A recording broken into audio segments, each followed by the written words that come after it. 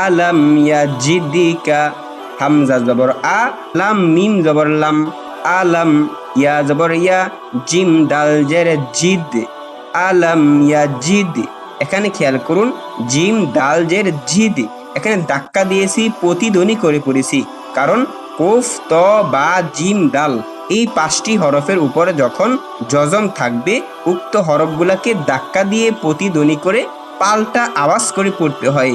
ইয়া জিদ, কাব জবর কা, ইয়া জিদিকা, আলাম ইয়া জিদিকা ইয়াতিমান ফাআওয়া, ইয়া জবর ইয়া, তা ইয়া জের তি, ইয়াতি, মিম আলিফ 2 জবর মান হয়, কিন্তু এখানে মান বলা যাবে না, তানবিনের পরে ফা এসেছে, এই ফাটা গুন্নাহের হরফ, এজন্য এখানে মান থেকে মাং নাকের সাথে বাজিয়ে পড়তে হবে।